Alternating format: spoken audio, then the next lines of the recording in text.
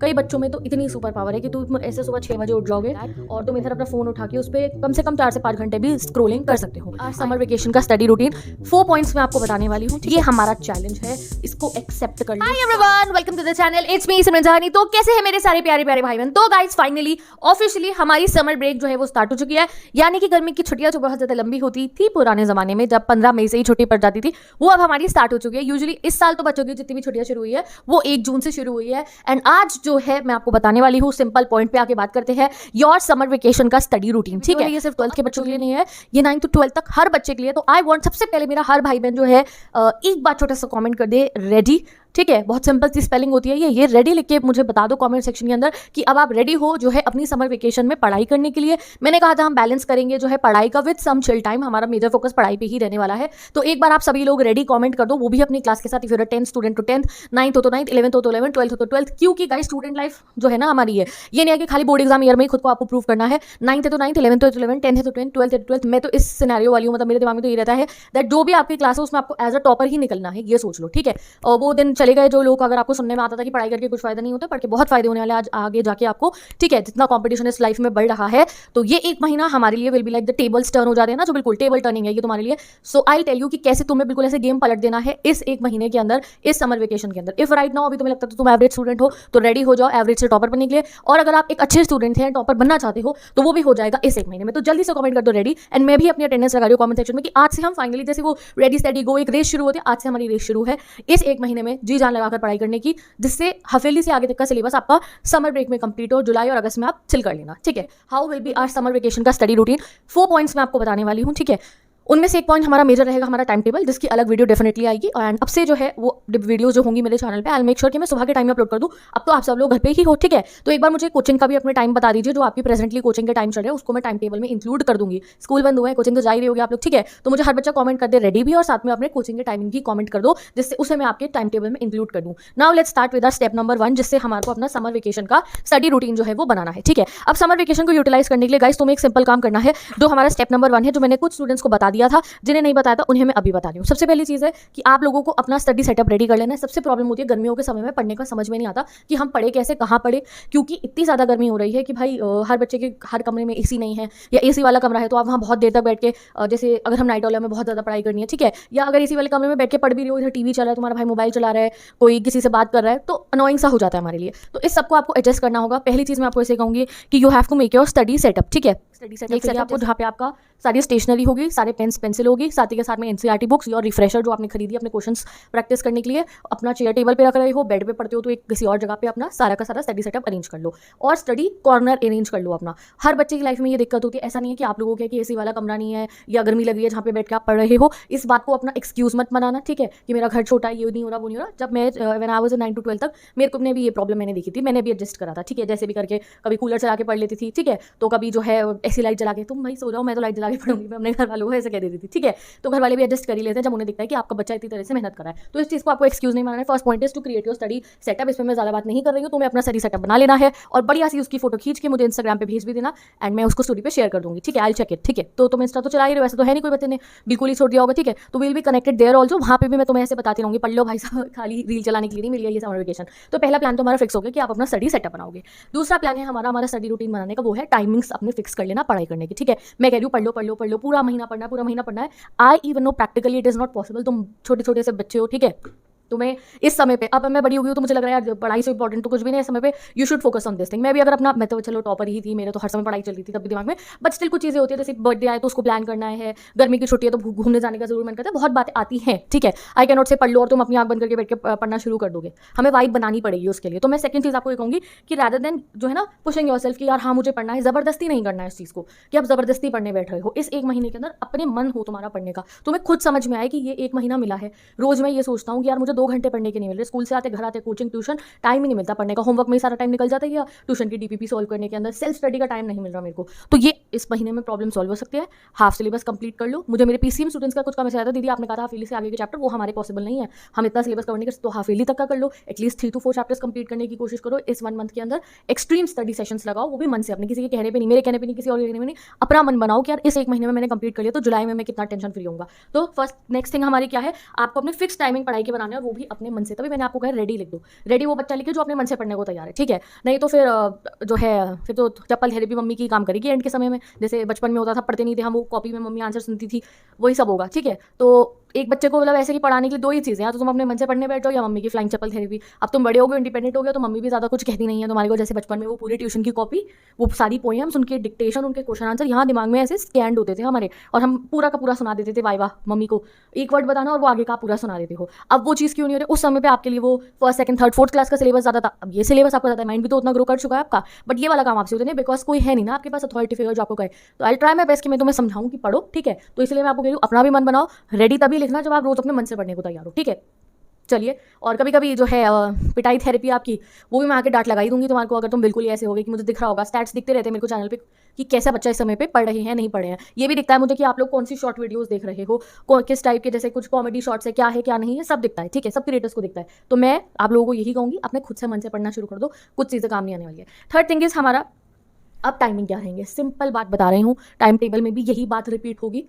School का time क्या था आप लोगों का? सुबह 7 बजे आप स्कूल जा रहे थे, 7 बजे क्या 6 बजे से हमारा स्कूल का सिनेरियो शुरू हो जाता था। हम सुबह से 1 बजे उठ जाते हैं, तो 7 बजे से लेकर 1 बजे तक तो मेनली आप स्कूल में ही थे। 2 बजे तक आप घर आते थे। 7 से 2 का टाइम पीरियड मैं मान रही हूँ। कितने घंटे हो गए इसमें? 7 से 8, 8 से 9, 9 से 10, 10 से 11, 11 से 12, 12 से 1 से 2, टोटल 7 आवर का टाइमिंग है हमारे पास में। ये मैं आपको कुछ नहीं कह रही। ये समर वेकेशन के अंदर थर्ड पॉइंट हमारा ये है, एटलीस्ट 7 आवर की सेल्फ स्टडी आपको करनी है। This will be our challenge. ये हमारा जो मैं आपको टाइम टेबल दूंगी, शायद मैं उसको उसमें आप लोगों को 9 आवर सेल्फ स्टडी का टाइम बताऊँ, ठीक है। वो हमारा 9 आवर सेल्फ स्टडी का होगा, क्योंकि 7 आवर तो सीधा सीधा मिल ही रहे हैं। तुम सुबह 6 बजे उठ जाओ, मत नहीं जा रहे हो स्कूल, 6 से लेकर 2 बजे तक पढ़ाई कर लो, बीच में 1 आध घंटा मतलब आधे घंटे ब्रेक लेके अपना की ब्रेकफास्ट लंच का टाइमिंग अपना निकाल के, ठीक है। साथ में होंगे 6 घंटे आप पढ़ाई कर लो, 3 घंटे आप बाद में पढ़ लेंगे, ठीक है। तो मेक श्योर आपको करना है ये कि 7 आवर तो मिनिमम आपको डेली पढ़ना ही पढ़ना है। मैं टाइम टेबल आपको 9 आवर की सेल्फ स्टडी का दूंगी, ठीक है, जिसमें आपके 9 घंटे पढ़ाई होंगे, बाकी समय daily day to day activities का, और 1-2 घंटे तुम्हारा फोन चलाने का या कहीं बाहर जाना है। ये हमारा सीन रहने वाला है। बट सोचो, खुद सोचो, सुबह 7 बजे से 2 बजे तक आप स्कूल में थे, ठीक है।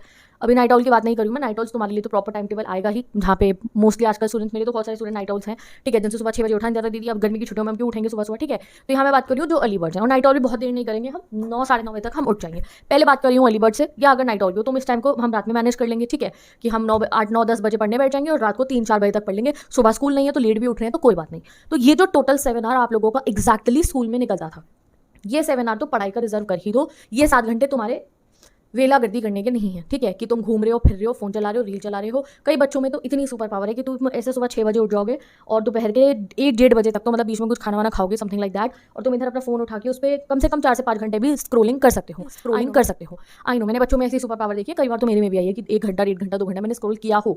अब मेरी आदत वो छूट चुकी है। डेफिनेटली मैं आपको कह सकती हूँ कि हाँ, मैंने स्क्रोलिंग बिल्कुल ना के बराबर कर दिया। देखती भी नहीं हूँ मैं फोन उठा के, ठीक है। बट जब मुझे अपनी कोई रील अपलोड करनी होती है या फिर चेक करना होता है समथिंग रिलेटेड टू, चलो देखते क्या हुआ है, फॉलो रिक्वेस्ट आप लोगों की एक्सेप्ट करनी होती है, तो उसी समय मेरा जो है अब फोकस वहाँ जाता है।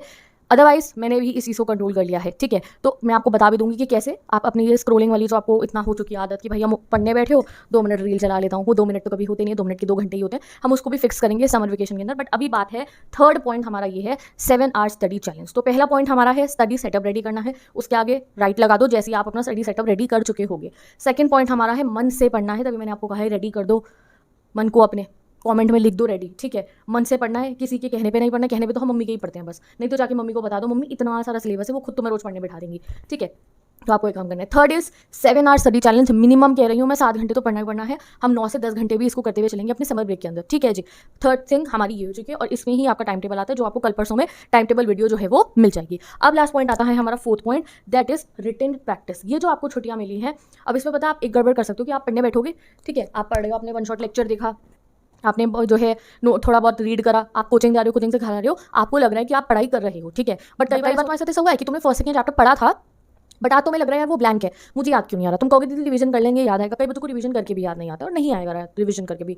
वाई? क्योंकि जब आपने फर्स्ट टाइम एक चैप्टर को पढ़ा था तो तब आपने उसकी रिटन प्रैक्टिस नहीं करी। ये एक बहुत बड़ा लूप होल होता है हमारे माइंड के अंदर, ठीक है। जब आप रिटन प्रैक्टिस, जैसे देखो आपका न्यूमेरिकल सब्जेक्ट है, उसमें आपकी सारी रिटन प्रैक्टिस हो रही है, आप रिटन में सारे न्यूमेरिकल्स को सॉल्व करते हो। सेम गोज ऑन विद हमारा थ्योरी का subject, same goes on with each and every subject. चाहे मैं वो कह रही हूँ जिसमें आपको रीजनिंग करनी है, जिसमें आपको थिंकिंग करनी है, एनालिटिकल, हर एक के लिए रिटन प्रैक्टिस बहुत इंपॉर्टेंट है। जैसे अगर मैं बात करूँ आप लोगों के किसी भी सब्जेक्ट की, जैसे PYQs आप लगा रहे हो, फिजिक्स के लगा रहे हो, केमिस्ट्री के लगा रहे हो, अकाउंट्स की, क्योंकि BST के किसी भी सब्जेक्ट के, या SST के लगा रहे हो 10 स्टूडेंट्स, तो जब तक आप ऐसे PYQ की बुक खोली, आपने कोई रिफ्रेशर खरीदी है, उसमें PYQs है, तुमने देखा अरे ये आया था पिछले साल, ये भी आया था पिछले साल, ये भी आया था पिछले साल, देखते रहते हो, हाँ ये वाला मैं आंसर सॉल्व करके देख लूंगा। जब तक ऐसे आपको मन में प्रोसेसिंग कर रहे हो तब तक कुछ नहीं होगा। अगर आपको 10 क्वेश्चन दिख गए कि यार ये तो प्रीवियस ईयर में बार बार रिपीट हुए हैं, तो मेक श्योर करो कि उसको आप रिटर्न में करोगे। तो ये जो है यूजुअली मैं आपको नहीं कह सकती हूँ कि रिटर्न नोट्स बनाओ, टाइम ही नहीं होता। कहाँ से 24 घंटे के अलावा कहाँ से भगवान 100 टाइम मांग के लाए हम।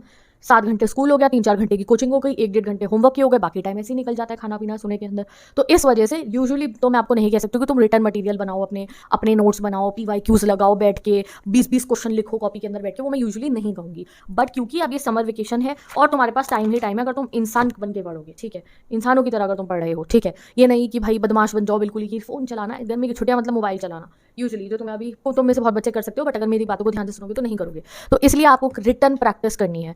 एक काम करो, 4-5 न्यू रजिस्टर खरीद के ले, होता है न्यू बिगनिंग हो जाएगी तुम्हारी, ठीक है, कोई बात नहीं, जाओ थोड़ा सा इन्वेस्ट करो, ठीक है, एक दिन के मोमोज की जगह अपने जो है 2-4 रजिस्टर लेकर आ जाओ, ठीक है, 2-4 बढ़िया से रजिस्टर लेकर आओ, SST का, साइंस का, मैथ्स का, इंग्लिश का, 9-10 स्टूडेंट्स, और जो मेरे 11-12 वाले भाई बहन अपने सारे स्ट्रीम्स के लिए PCM का तुम्हारा रजिस्टर होगा, एक खरीद के और ले आओ। समर वेकेशन का पैक बना लो एक अपना, इंग्लिश का ले आओ, ठीक है, और फिजिकल का, फिजिक्स का, ज्योग्राफी का, एंड हमारा BST का, अकाउंट्स का स्पेशली अपने 4-5 रजिस्टर जाना शाम को स्टेशनरी और वहाँ से जाकर लेकर आना, ठीक है। उस पर आगे स्लिप लगा देना समर वेकेशन की पढ़ाई, ठीक है। मैं कहती हूँ ना, हमेशा मैं एक चीज़ को कहती हूँ, make it an event and study. जैसे कहीं छुट्टियों पर जा रहे हो तो प्लानिंग करते हो ना, भाई नए कपड़े खरीदने हैं, ठीक है, फ़ोन में चार्ज करके रख लो, जगह बना लो मोबाइल के अंदर, क्लाउड ड्राइव खरीद लो कि भैया फोटोज़ जो आएंगी वो यहाँ रहेंगी, ठीक है, और खाने पीने का सामान पैक कर लो, टिकट्स बुक हो गई, कि वो इतनी पैकिंग हुई ना आपकी अगर आप समर वेकेशन में घूमने जा रहे हो। अब हमें समर वेकेशन में हमने चैलेंज लिया, इतनी पढ़ाई करनी है, इतना सिलेबस कंप्लीट करना है, तो थोड़ा सा ये प्रिपरेशन करनी है हमने। क्या करना है, 5-6 रजिस्टर खरीद के ले आओ और ढेर सारे पेन खरीद के ले आओ, क्योंकि अब करने वाले हैं हम हमारी return practice. Blue gel pen खरीद के ले आओ ढेर सारे,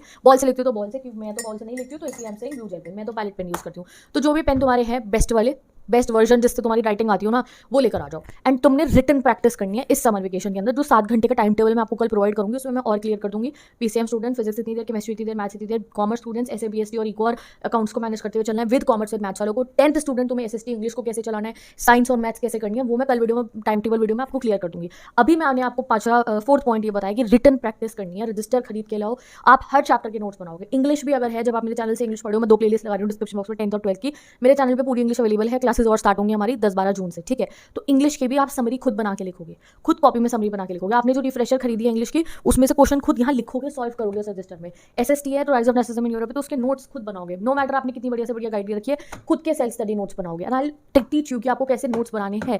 आज अगर आपने नोट्स बना लिया अपने 5-5, 6 चैप्टर के जो आप इस महीने में कवर करने वाले हो, हाफ ईयरली से आगे तक के, आई एम टेलिंग यू ये कभी नहीं भूलेंगे। इन्हें आगे दोबारा आप नहीं पढ़ना पड़ेगा। सपोज करो 1 से लेकर 5 चैप्टर जो बुक के हैं, अगर वो ऐसे तैयार हो जाए कि उन्हें दोबारा पढ़ना ना पड़े, बस रिवीजन करना पड़े, तो कितना आसान हो जाएगा काम। फिर तो हाफ सिलेबस ही बचा हमारा। उसके लिए जुलाई, अगस्त, सितंबर, अक्टूबर, नवंबर आराम से टॉपर कौन, टॉपर तुम होगे फिर, ठीक है। तो ये काम आपको करना है। Last thing is you have to do the written practice. तो आप समझ में आ गया कैसे चलेगा। एक स्टडी सेटअप रेडी कर लो अपना। मैं मान के चल रही हूँ कि जो प्रॉपर पढ़ाई है हमारी वो 6 जून से शुरू होगी, 5-6 जून से लगभग, कि आप थोड़ा बहुत सेटअप कर लो, थोड़ा सा भी। एक आध दिन जब छुट्टी होती है, तो मैंने भी 2 दिन से वीडियो अपलोड नहीं करती, थोड़े दिन तो बच्चे होते हैं, चल 2 दिन रिलैक्स कर लेते हैं। हो गया अब 2 दिन रिलैक्स आपका। अब आप लोगों को स्टडी सेटअप रेडी कर लो, कमेंट सेक्शन में रेडी लिख दो, अपने माइंड को भी रेडी कर लो, समझा लो खुद को बिठा के। टॉपर को इंटरव्यूज देख लो, देखो कितना अच्छा लगता है जब अच्छे नंबर आते हैं। तो 9th और 11th को भी कह रही हूँ, ये क्लास टाइम बर्बाद करने के लिए नहीं है। अभी 9th में एवरेज बन जाओगे तो 10th में यही फील आएगा कि यार मैं तो एवरेज स्टूडेंट हूँ। 11th बिल्कुल बर्बाद करोगे तो 12th में आती है यार मैं तो एवरेज हूँ, एवरेज से टॉपर बनना पड़ेगा। तो अभी थोड़ी सी मेहनत कर लो आप लोग, ठीक है।